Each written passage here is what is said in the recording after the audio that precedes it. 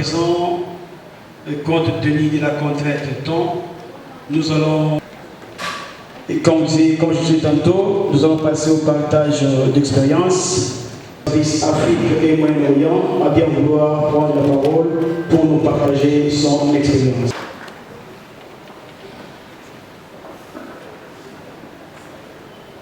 Francophonie ici représentée, à son Excellence Madame la ministre du Genre du Travail à l'Université de Kisangani.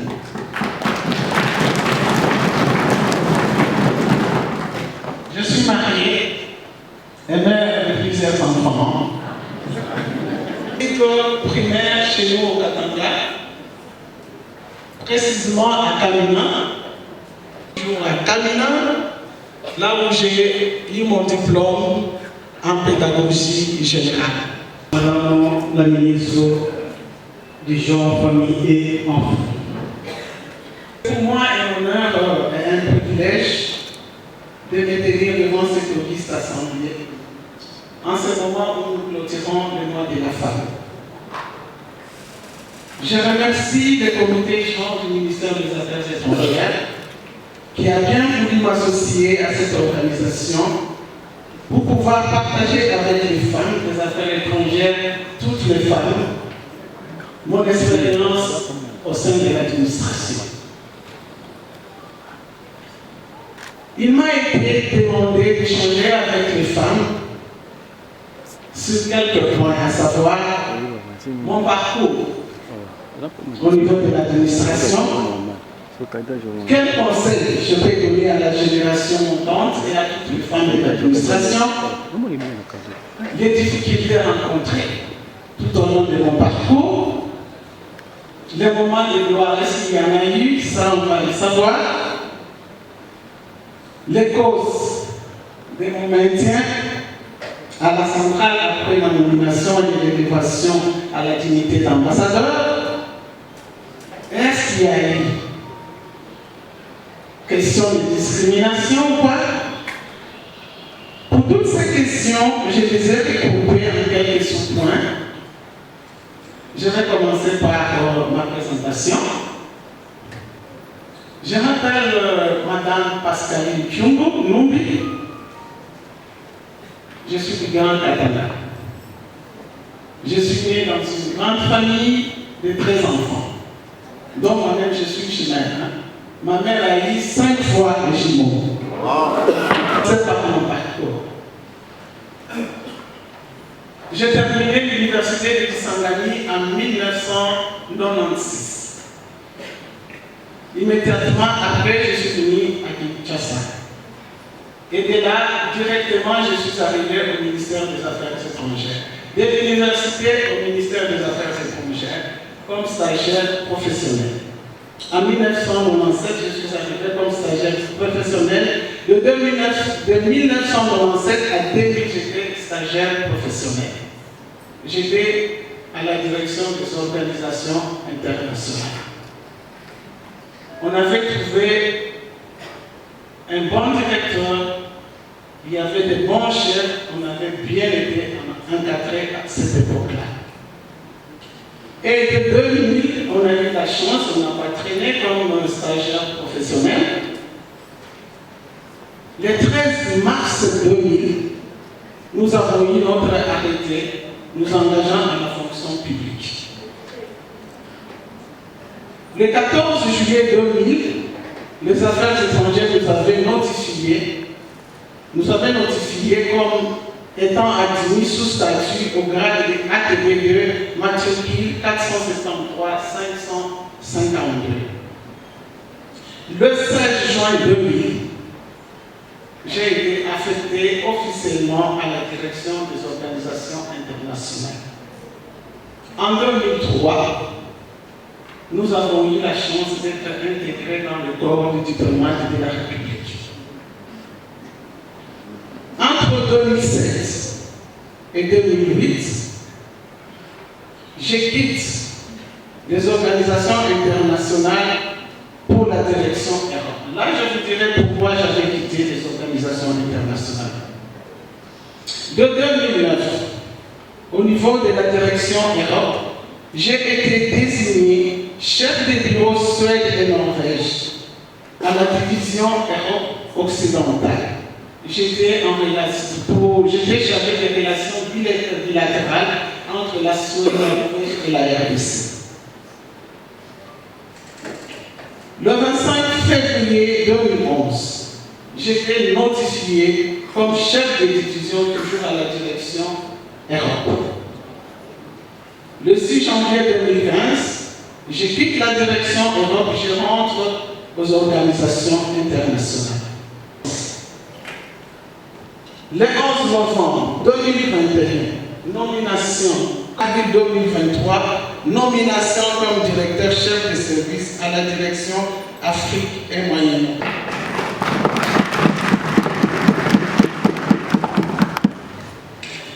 Stagiaire, des échelons, jusqu'à être nommé ambassadeur. En arrivant au ministère des Affaires étrangères, il faut avoir des principes, il faut avoir de valeurs. Il faut avoir un rêve. Un rêve, il faut toujours l'arroser. Alors moi j'avais cette ambition-là, après être peut-être quelque part dans le domaine du management, de l'administration, comme c'était la psychologie du travail. À la diplomatie, ce sont deux filières totalement différentes. Comment faire? C'est pour moi un réel plaisir, en même temps une circonstance de témoignage de ce qu'a été le parcours de la femme diplomate au sein de notre ministère. Et à ce jour, nous célébrons donc ensemble cette journée à travers la réflexion dédiée à la femme diplomate.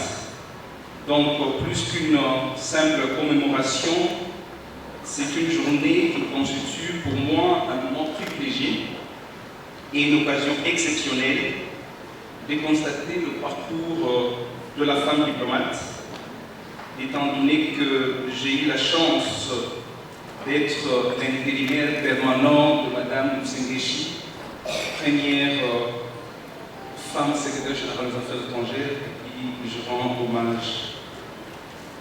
Et j'ai eu la chance aussi, comme jeune directeur à l'Académie diplomatique en 2009,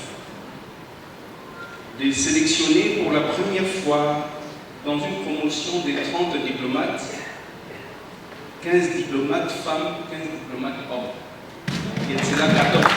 Et j'en vais bien avant.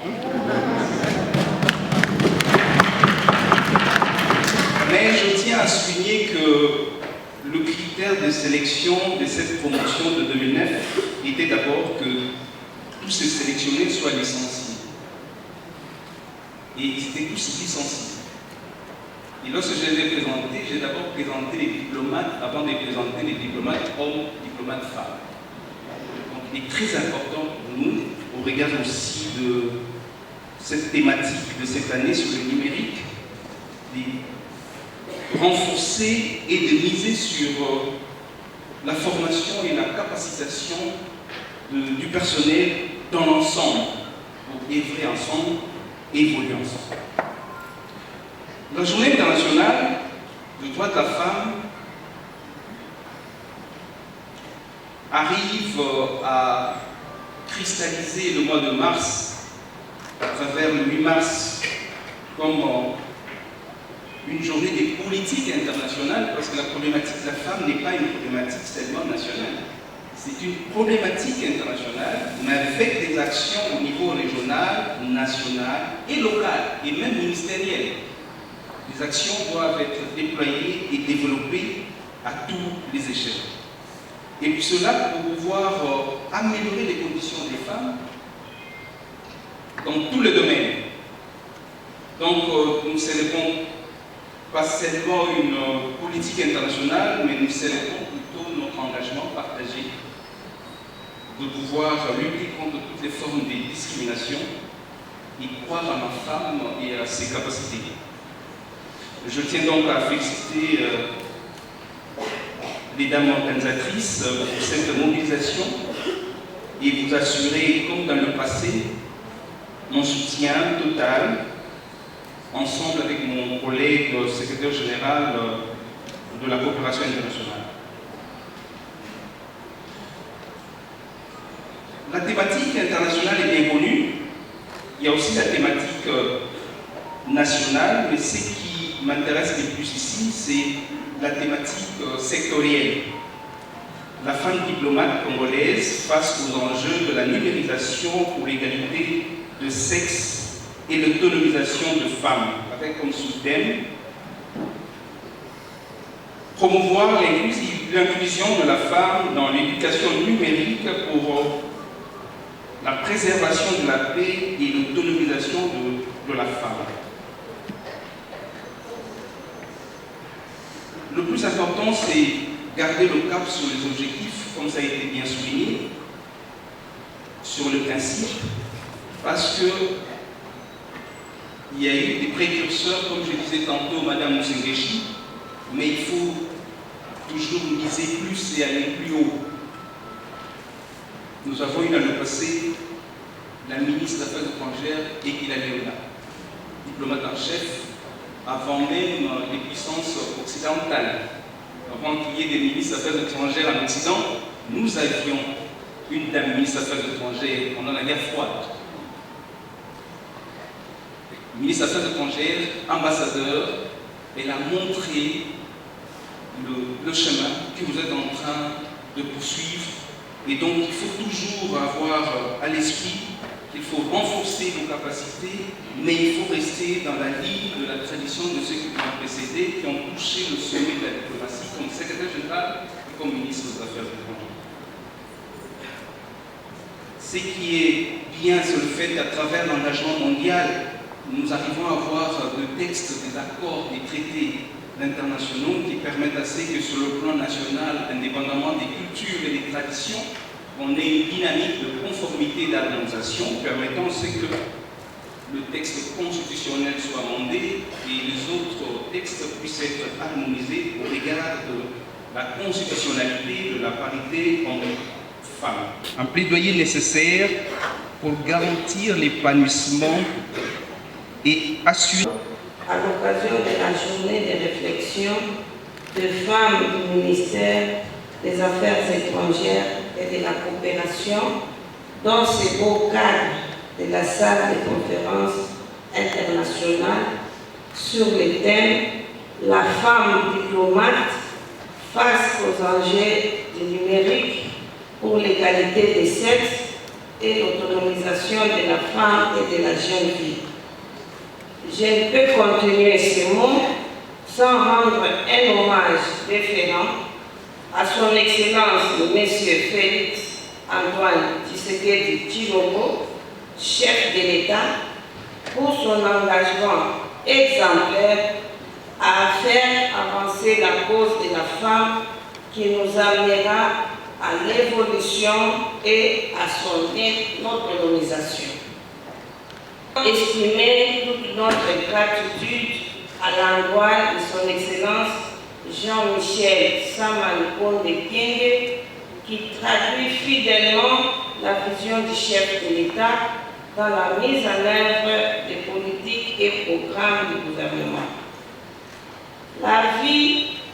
Le monde vit aujourd'hui à l'ère du numérique qui se retrouve dans tous les domaines de la vie.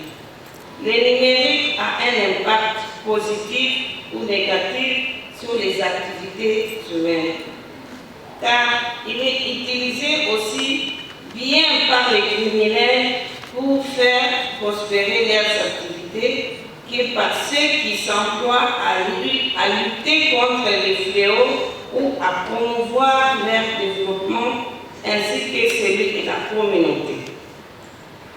Au regard de ce qui précède, je réalise toute l'importance et la mesure de la thématique choisie pour vos réflexions de ce jour.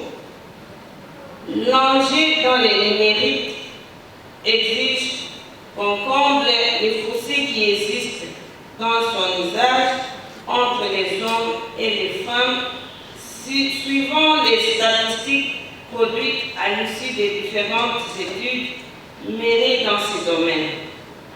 Par exemple, les rapports de l'Union internationale de la télécommunication de 2021 indiquent que seuls 19% des femmes ont accès au numérique contre 31% des hommes en République démocratique du Congo. Selon les rapports évoqués, l'une des causes de cette fracture serait le manque de connaissances en matière d'outils numériques et leurs avantages.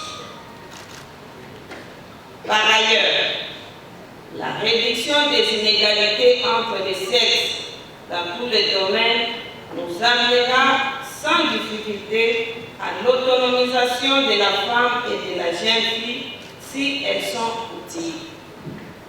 Raison pour laquelle je vous exhorte en tant qu'acteur œuvrant dans la diplomatie à vous former en vue d'acquérir des connaissances nécessaires dans les domaines afin d'être à même de surmonter les différentes embûches qui se dresseront sur votre parcours.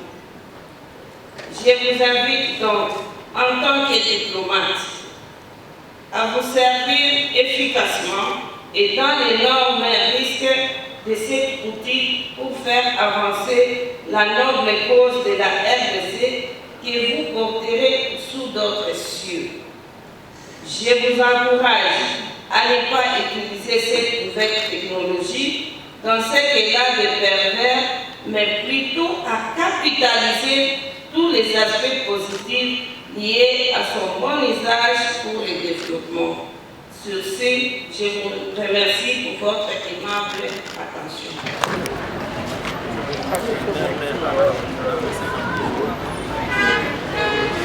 Personnellement, je suis personnellement très contente d'assister à ces assises parce que c'est pour nous une occasion de montrer et de prouver au monde qu'en tant que femmes, nous sommes capables de faire tout ce que les hommes le font. Pourquoi je dis cela ? Tout simplement parce qu'aujourd'hui, nous voyons dans notre ministère, je parle précisément de notre ministère, il y a nomination de femmes comme étant directeurs, chefs de service, des ambassadeurs femmes. Nous avons des représentations, nous avons des représentantes femmes à l'extérieur du pays. Donc c'est vraiment une occasion pour nous femmes de montrer au monde que nous sommes capables de faire beaucoup de choses. Merci. J'ai un sentiment de joie d'abord pour cette journée et je remercie aussi notre vice-premier ministre d'avoir valorisé la femme. Il nous a valorisé. Pour une fois au ministère des Affaires étrangères, il n'y avait pas de poste pour les femmes. Mais aujourd'hui, nous sommes 4 directrices qui occupons de 14 sur... Parmi les 14 directions, il y a 4 que les femmes occupent. Moi, parmi lesquelles moi aussi j'ai fait partie. Nous remercions beaucoup. Et puis la vision des chefs de l'État aussi, nous sommes trop fiers de ça.